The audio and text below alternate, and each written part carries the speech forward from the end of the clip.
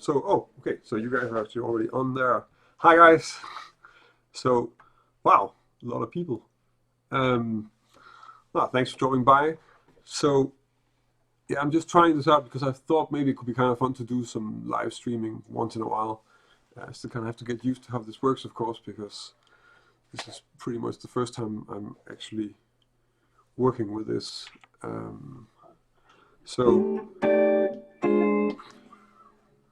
wow. So it's all over the world I can see. So I see California, Birmingham. What else do we have?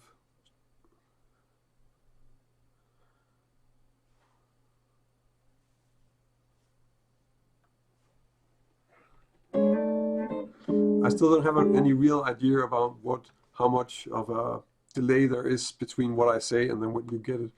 Actually, maybe I can check that even. This might seem really strange. Can I see my own stream somewhere?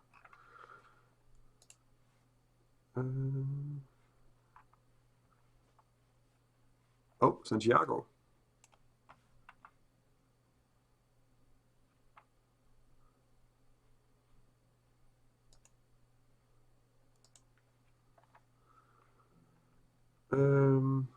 Texas, Rotterdam. That's a little bit closer. Oh, Mike, yeah, of course. I thought you lived in Amsterdam. Okay, I think I can do this. No, stop.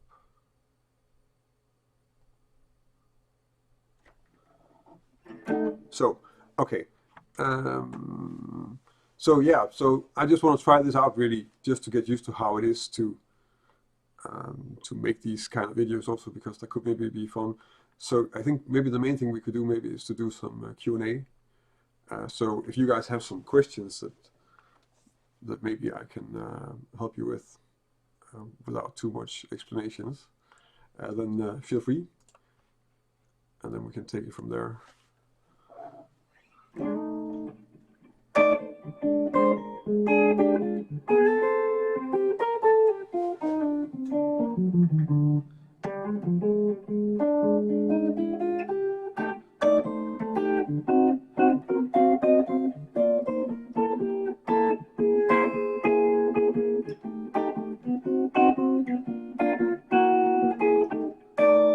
My favorite rock tune. That's a good question. Actually, I'm not even sure I can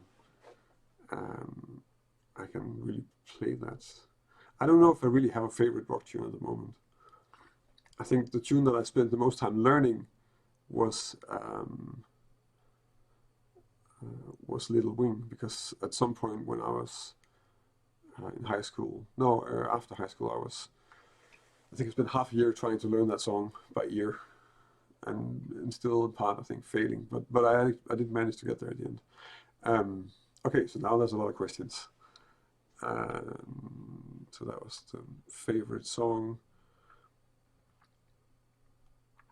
and so because I got one comment, so the volume is good, everything, picture is fine and all that, because I'm not used to how this works.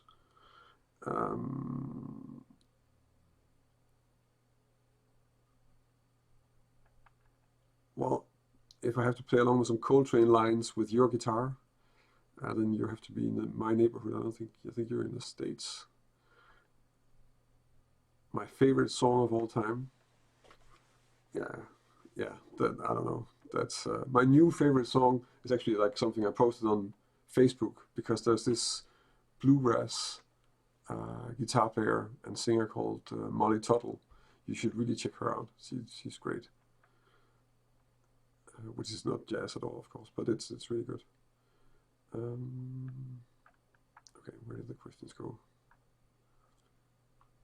Yeah, so everybody had problems learning Little Wing. Desafinado, yeah, that's at least, it's not really a difficult song as much as it's just a very long song. That's definitely sure. What I do when I'm not performing and making videos. Well, I do a lot of video editing because I'm making a lot of videos, but I also practice, and of course I have a family, so that takes some time too. And I teach, of course. So those are the things I do mostly. A good book to study modern jazz harmony from. I think actually for me, I mean, I learned a lot about jazz harmony from really just learning how to analyze standards really well, and then from checking out different types of reharmonizations of standards and just figuring out how that all worked, because that was a way of taking a song that I already knew. And I think this is important. I think a lot of things with learning harmony, learning theory, we forget that we have to do it through songs that we actually know. I think it's very important that you really relate it to a song as well, because if you don't have something where you can really hear, okay, if I change the chord and the melody is this, and you can kind of better hear the effect of it if you really know what the melody is. So I think it's underestimated, this idea of learning songs for learning theory and learning harmony. So that's how I learned reharmonization. I checked out just all the different reharmonizations, or not so much reharmonizations, just the different way that people choose to have chords under their standards. So a lot of Keith Jarrett and Bill Evans, and then whatever my teachers actually told me to check out also. I think that's a lot, but really just a lot of sort of pretty standard, good, solid mainstream jazz from people who were really into working with the harmony also. So somebody like Bill Evans or Keith Jarrett really have tried to have a message in the harmony as well. They're not just having some chords that they can blow on.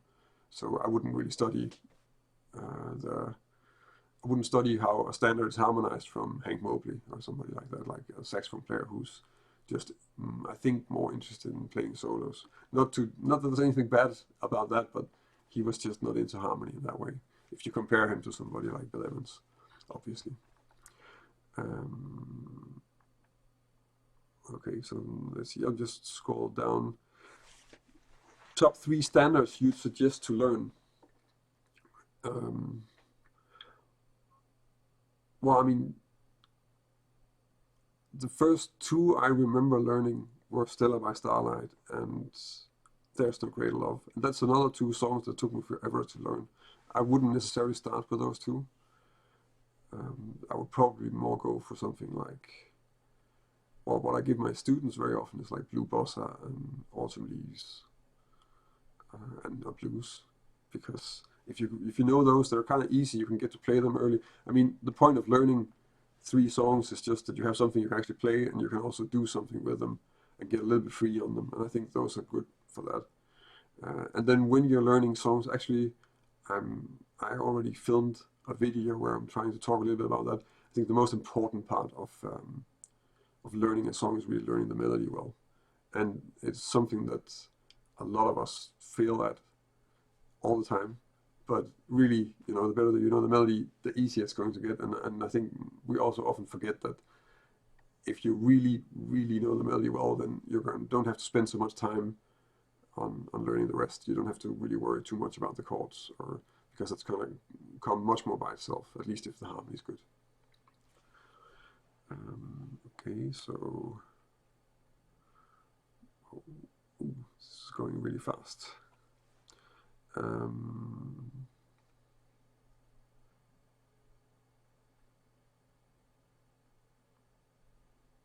Where did that go?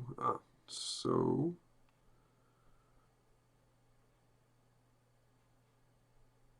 it's really nice to see all you guys here. Actually, it's amazing that so many people are watching a live stream.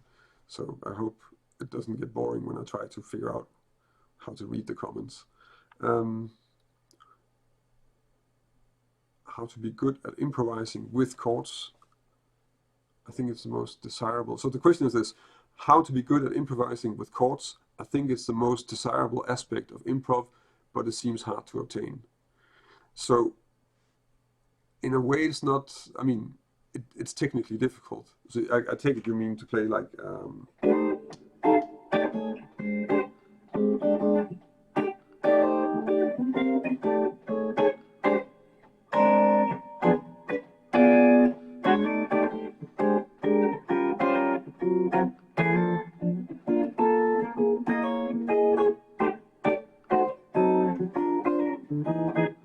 so if you're playing solos like this, then I think the way that I learned to do that was really by realizing that you're playing melodies.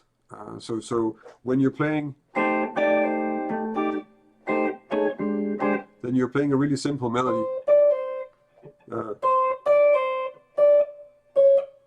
Something like that. I even forgot what I played. But okay, so the idea is that you're thinking of it as a melody and then you're harmonizing it. And the way you practice harmonizing melodies is by harmonizing melodies. So you kind of have to sit down and figure out, how can I play any kind of melody? If you probably need to know, anyway, if you want to do this, you need to know some standards. And you need to know your drop 2 voicings and probably also your triad voicings. I have some videos on this already. But the idea is just that you practice harmonizing a lot of melodies.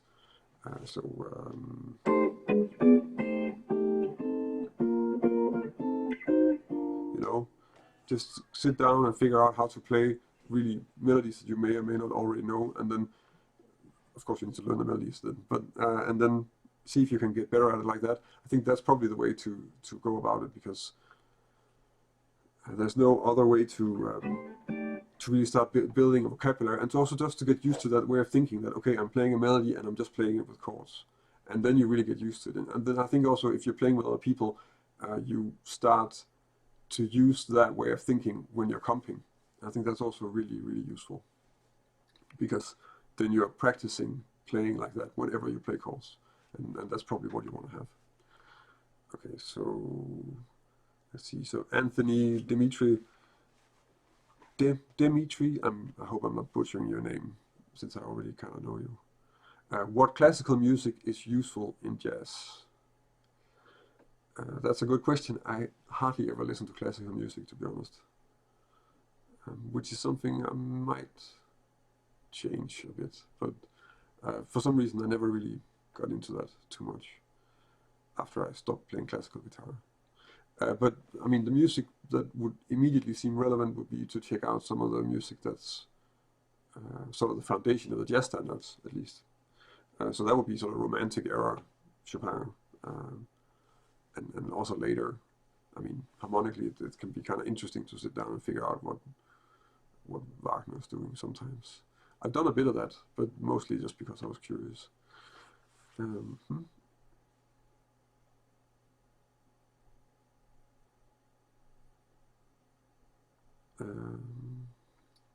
thank you for all the spam. Thank you for saying thank you for the videos. I'm glad you like them.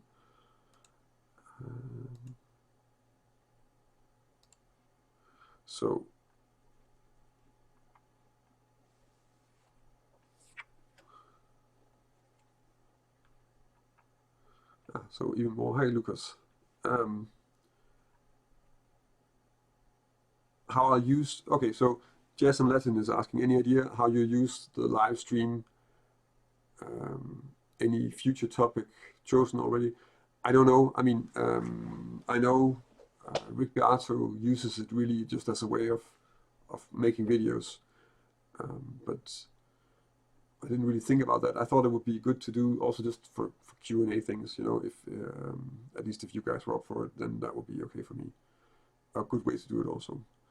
And that's really as far as I thought about it for now. It could also be a good way of just making a video and then just talk about it. But the thing is, I'm not as used to being a presenter, so I'm not really usually good at preparing things and then delivering it as well as I'd probably do in a video when I've edited it. So maybe that's not a good way to go for me. I don't know. Or maybe I'll just try it a few times and then see if I get better at it. There's a lot of things that I do. There's a lot of things I do with everything where I just try and see what happens, and then hopefully I'm going to get better along the way. I think that's probably a way of life for me. It certainly works for both jazz guitar and for YouTube. Okay, so best way to remember freely chord progressions in jazz standards. So the best way to remember a chord progression, any chord progression, is probably to understand how it works.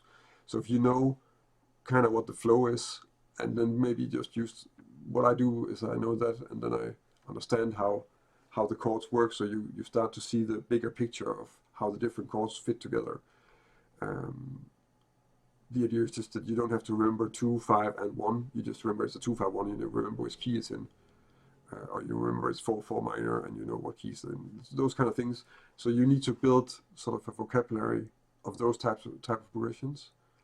And probably the best way to do it, so that's returning to the idea that if you start learning songs, you will automatically, if you think of it like that, start doing, and also if you start analyzing the tunes, you will start having an easier time remembering them, because you can sum them up, especially if they're the same kind of language. So it's, for me, it's easy to learn a standard by heart because I played really a lot of them, but it's more difficult to have a piece where I don't really have a good idea about what the harmony is like, what kind of harmony and how the chords move. So if I play a Wayne Shorter piece or something like that, then that might be more difficult, because I have to play it a few times until I can really hear it and remember it, because I can't just go, well, it's a 2, 5, 1 in this, you know. So there is that to it, and you need to build that skill, I think. Let's see, what was the next? Are there any blues guitarists that you think are good examples of jazz and blues fusion? Well, I mean, yeah, actually, I think that for me, like, there's a lot of blues that I really liked. Like, I was much more into blues when I started playing electric guitar, and also when I came from classical guitar to electric guitar, blues was the thing that I liked to listen to. And I kind of keep it like that. So I just like the blues stuff. So I really like Muddy Waters. I have a Stevie Ray Vaughan Strat, which I'm not sure you can see actually, but well, you can. So Stevie and Muddy Waters and the early Clapton stuff is stuff that I really like. That's also what I listen to, and I still listen to that once in a while, I think. Not so much. Actually, I don't listen to Stevie Ray Vaughan that much anymore. But I recently had a long period where I started listening to. So the first Clapton album, the one where he's playing with John Mayall, called the Beano album with Blues Breakers. Clapton is just playing fantastic on that album. So that I really like. But that's a different genre. And when I listen to blues, I want to have it to be blues and not so much the in-between thing. I think the only one that I would consider a little bit in between that I also really like is Robin Ford. But the stuff I like from him is probably more the stuff that's more bluesy. I don't know, it's hard to say. And then we skip down again. What usages do you typically use for melodic minor? So melodic minor, altered, Lydian, dominant, or Lydian dominant, of course. Thank you. Fantastic. Well, those, I mean, yeah, so melodic minor in the sense that tonic minor, I use that really a lot. I really like that sound. And also it's really, if you're not familiar with that and you play songs in minor, then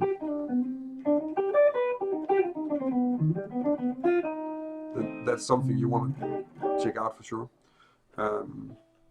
So I think that's sort of we often miss that. In the beginning I didn't like it. When I just came to jazz, I didn't like the sound of a minor 6 chord. So that's why I didn't really like melodic minor. That came a little bit later, and now it's the main thing I go to probably. And then yeah, altered, I use that a lot. Lydian dominant. I mean, well, altered you use that a lot for 2/5 just to have some variation, so you don't always just play in the same key all the time. And Lydian dominant, you need that for a lot of things like tritone substitutions, backdoor dominance, and also I really like to use it for the dominant of the dominant in a major key. So if you have a song in C and it has a D7, then I'll really make it a D7 like.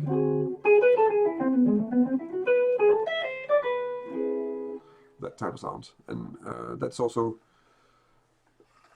I think that's a habit. I think that's something that most people do, and I'm not sure that's really that it's more of a habit than it's something that you have a real explanation of theoretically. So if you listen to just any kind of Abersold, really, then you'll hear that all the time when they get to the dominant or dominant. So let's see. So those are the places I use it. Then I've started to really use it a lot also for major 7 sounds, to use sort of the Lydian augmented sound. Really, I like that also as a change, just something that you can throw in there to just change it up a bit.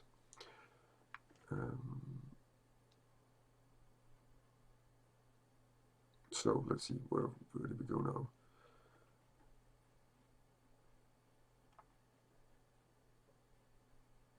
I've been learning some standards, Blue Bossa, Autumn Leaves, Take the A Train, and I was wondering if you have recommendations for songs to learn as a relatively fresh jazz guitarist. Rhythm changes is good. I think rhythm changes is really sort of a game changer in many ways, because I think that if you have to have a song where in the first songs you play, it's like all about 1 chord per bar. And that's just all you're doing. So you're always going to be playing like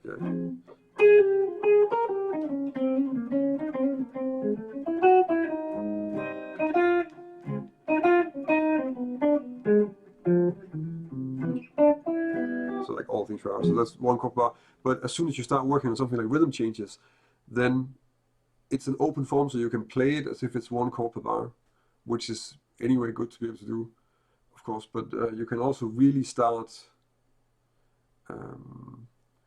to start working on playing 2 chords, and that's really going to up your game in terms of being able to make sense over changes that are moving a lot faster, because you kind of need to make melodies that don't only fit on 1 chord, they have to fit on 2 chords, and that whole thing is something you want to get started doing, I think. So that would be the next thing I would go for.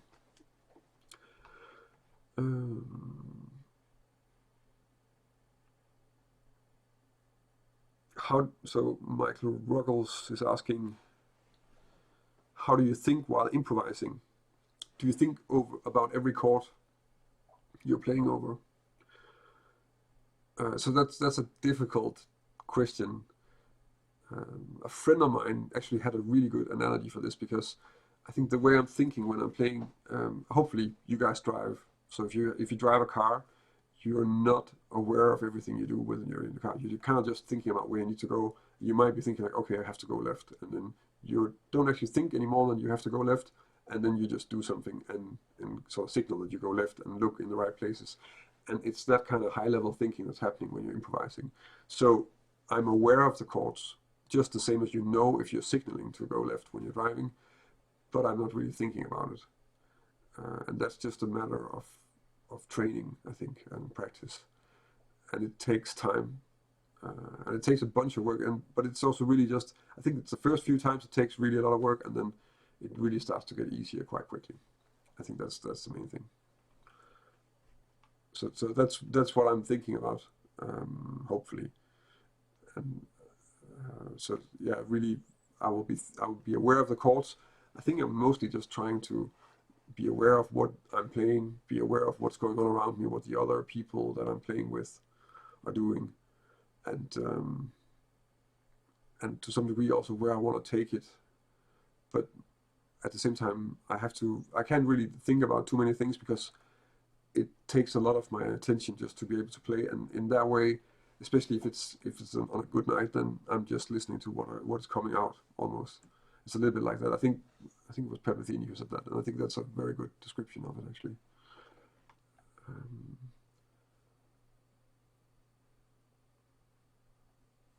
Hey Jens, do you also do one-on-one lessons?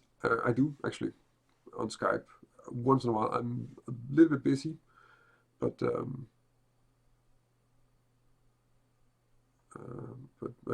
it is possible. You need to send me an email.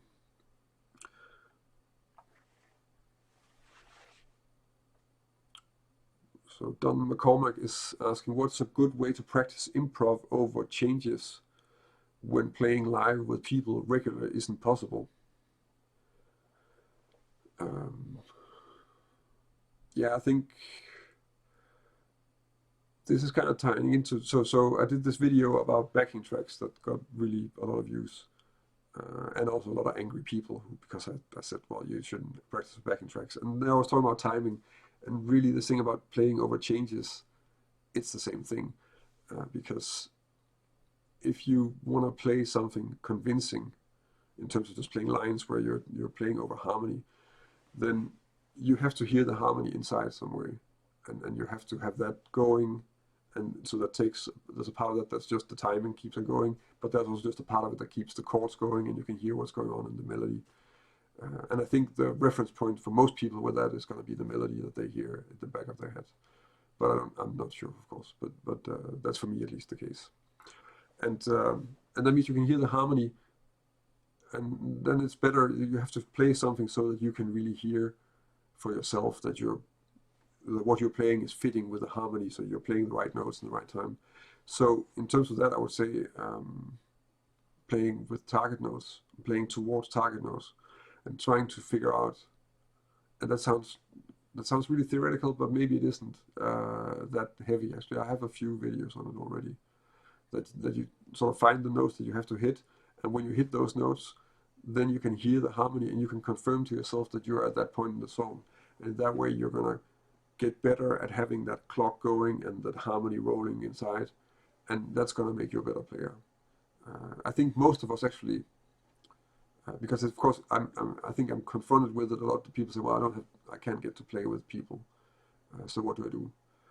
And to be honest, I play with people a lot, but a lot of the time when I need to learn new stuff, then because of the way it is to be a jazz musician these days, then that means that I have to practice them, and then maybe I'll get a rehearsal for a gig like that once, and then we'll do the concert. And that means that you have to be able to do this as well without checking out the pieces with other people. And of course, I have experience still, but still, it's a little bit similar actually, that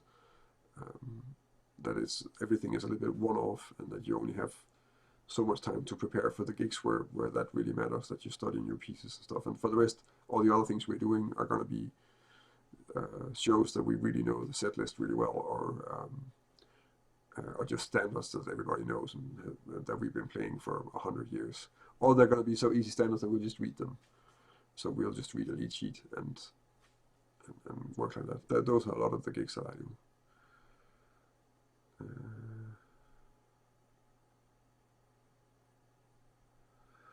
So he was asking about the private lessons because he's from Denmark. Actually, I am from Denmark, that's very true. But I live in Holland, so I'm not really close.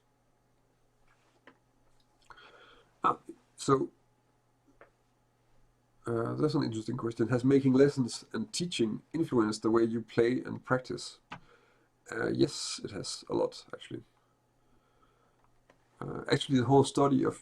So one of the things that I teach at the conservatory is methodology. So I'm teaching people to teach. And when I studied that myself when I was in school, then I realized that what I was learning there was helping me a lot when I had to figure out how my teachers worked. That's something that's really important to figure out also, and that makes it a lot more efficient to study because you can figure out how that works. So so in that way, if you just try to be a good teacher, and a part of being a good teacher is trying to figure out how the student works, and then find the right way to present material and find the right order of material for them to work. And if you think like that, I think you also kind of learn to be a little bit better at that. Of course, it's not the same when you have to do it for yourself, but you do realize that you work in a certain way and that you like to do certain things for good or bad. So sometimes you have to watch out that you don't go down a rabbit hole or something because you really need to work on something else. Those are the kind of things where that has been really helpful for me, and I think it's overlooked, and it's something I've talked about also before, and some of the videos I do are also about. There are some things where when I was starting out, there were a lot of myths about what you could do and what was talent and what was being musical, and a lot of that was actually nonsense, really. And there's a lot of stuff where people say you can't learn that, and then that it turns out you can actually learn it, but you do have to figure out how to practice it, and you need to figure out how to work on it. And I think that's a really important thing to realize also, that there are ways to work on it, but you have to really dig in hard. So there are some things about that I think, especially stuff like timing and ear training, are things that I know I've improved so much for myself, and I've seen my students improve it so much that you can definitely train it. And therefore you need to be really clear on that, and you should be careful when people just say, well, you're born with this or something, because that's not true. So let's see. So that's something that I'm a little bit passionate about, I guess. So that's, if you're comping a singer, how would you go about keeping the roots clear while still making the comping somewhat interesting? So that's in a duo setting, I guess. What I do is usually just play a bass line and then put some chords under it. I think you have to be aware of the fact that even though we want to do everything, but we're not all Charlie Hunter, so we can't do three things at the same time, and we don't have the register for it. So if you have to play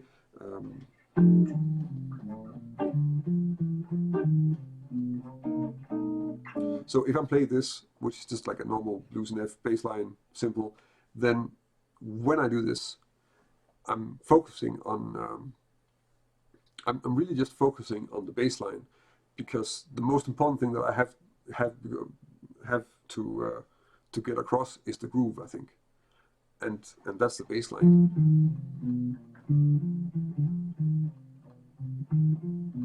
And the reason why that, and then when that is the focus, then I'm not going to worry too much about the other things.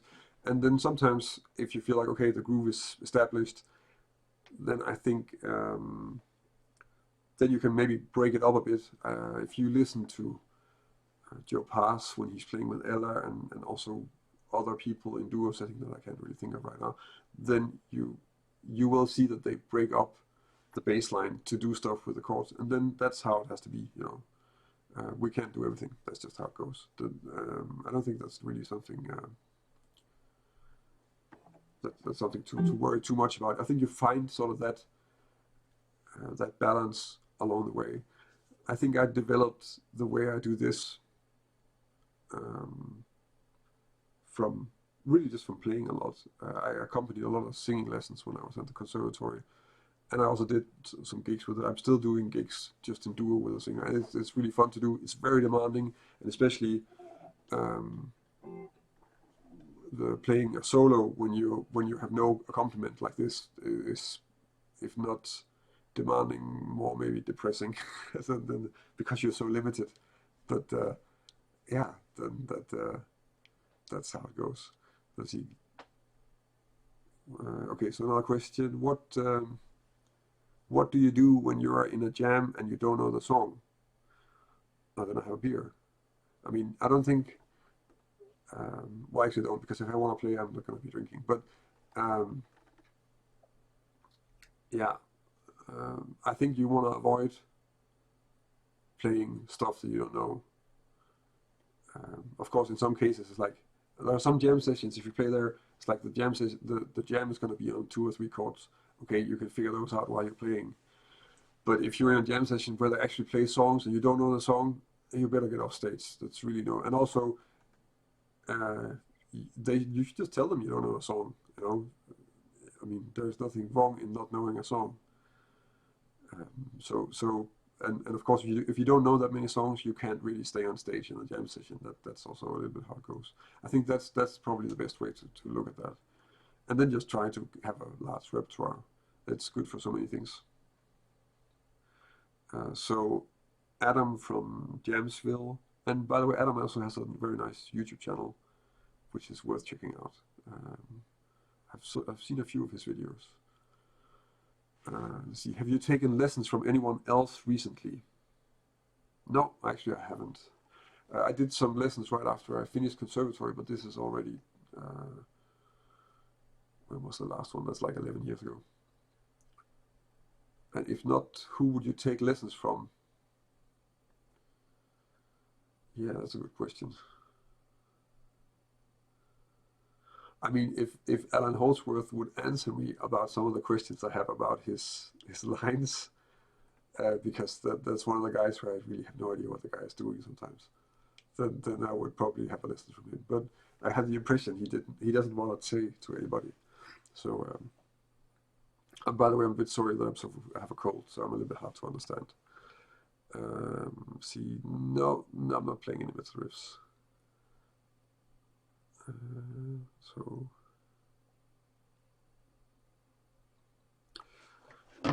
do you think being able to do you think being able to know the song and play the melody is essential to improve improvisation? I think it's handy, as I already said, because I think it's practical. So so I would go with yes. I think that's very practical. Which software or methods do you use for ear training? I did a lot of sight reading, singing, really, all of that, and I think that's probably the best way to do that, actually. So really singing and then being aware of the key you're in, and what step you're singing and stuff like that. That was useful for me. If the pedal is the Kemper pedal thing, so that's this one. I can't see what you guys are seeing. Yeah, this one, right? Yeah, no, that's actually that's the competition of Kemper. That's a Fractal X8, AX8, I think it's called. Can you really make a living by just playing jazz gigs like restaurants and private events? So that's a good question. I actually know a few people that do. As far as I know, I think they still do. And you can make a living doing that here in Holland, at least. But it's hard work, and it's not a very comfortable living, in my opinion.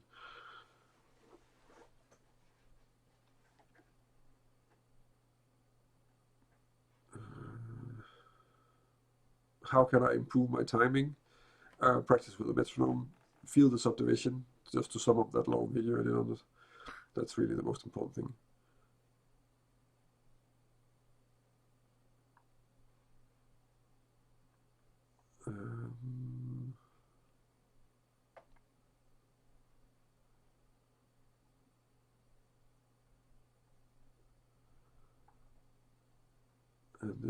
And then there's a question on that. Oh yeah, so in many pop soul albums of George Benson. Actually, I have a video coming up where there's a small fragment from a George Benson solo in. I'm not sure when it's going to go up. I already filmed it.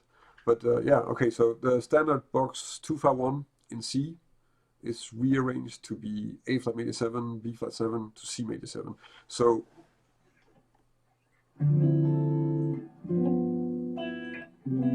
this, which is a little bit out of tune.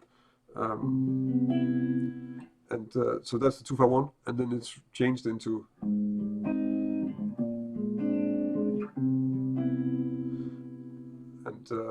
I'm just going to tune a bit. So what that is of course, that instead of having a 2-5-1, so 2-5-1,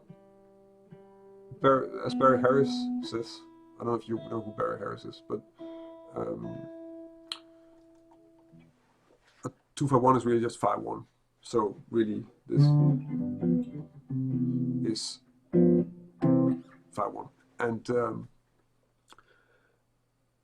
the thing that happens here is that the A flat major 7, B flat major 7 to C minor, C major is coming out of C minor. So we're borrowing some chords from C minor and then playing over them. And the way you would play over them is really just to think of it as, well, you can pretty much get away with just thinking of it as being F minor, actually, if you want to simplify it. So that would be the thing. There's somewhere I have a video on 4 minor that's like really old. You can also try and look up that one.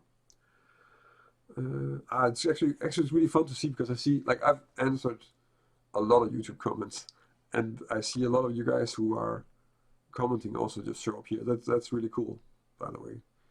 So Scott Davis, would you do a lesson on playing medley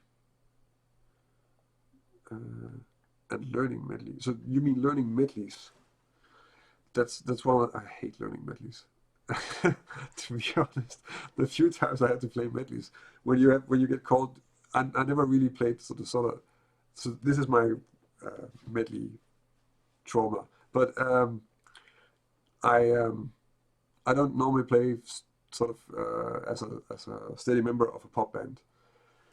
But some of the pop bands that I sub in have medleys, and there was especially one soul band that was really fun to play with, and there's also some people that I play with in other places as well. And they had this period where they just did a ton of medleys.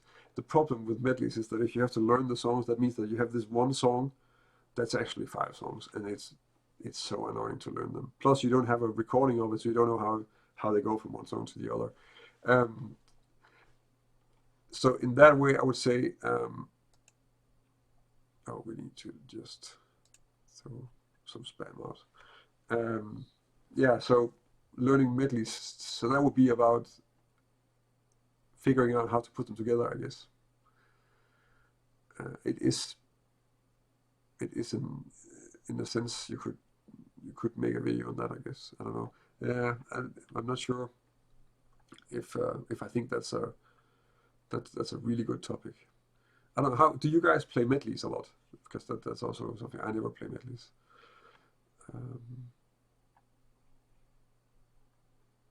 How do you practice giant steps? So giant steps. Well, there was a question 20 minutes ago, I think. Actually, this is getting really long. But there was a question a few minutes ago where with a song, what was the next level song you have to learn, and that was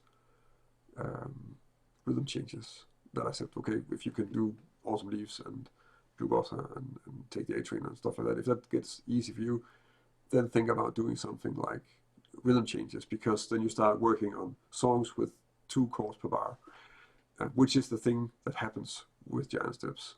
So if you work on rhythm changes and you really work on nailing those changes, and you also start to alter the dominance. So that means if you're playing on, let's just start with, this is how I learned giant steps, by the way, from my teacher back in Denmark. And I think it's really a really solid way to do this. So we have the B flat major 7, and then G7 altered, C minor, F7 altered.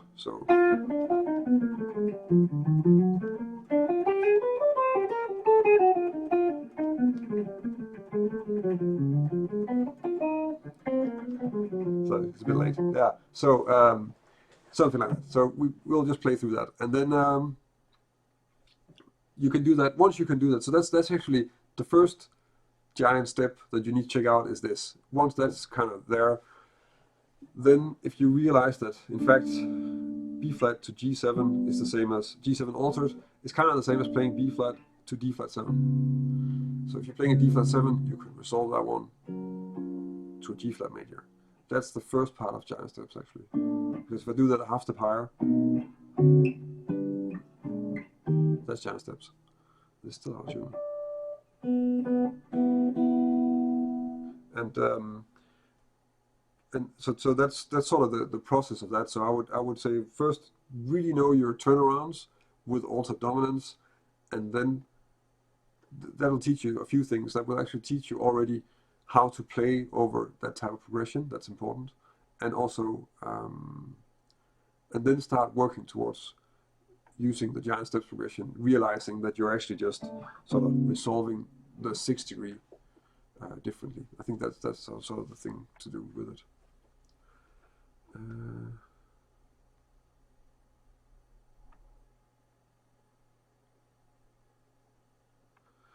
Do you really have to practice every standard in every key? No, you don't. I never do, at least. There are very few songs I play in all keys. And then, yeah, if you're good at it, then you can start moving them around, as is being said. I think I'll call it a day for this now. I've been on a lot longer than I thought I would. This is actually really fun to do. I'm probably I can get a lot better at it, but that is just only going to happen if I start doing it some more. Also, then probably I won't be unaware of I won't have so much trouble figuring out what I have to say. So I'm gonna end this stream now, and I would like to thank you guys for dropping by and watching. If you have questions and I didn't answer them, then leave them as a comment on the stream once it's up, because then I can come back to them and maybe can answer them right away, or maybe we can take them up some other time. And of course, I'll try and make some more live streams so that I get a little bit better at this and a little more used to it, and also so you guys have a chance at coming up with some questions. So yeah, thank you for watching.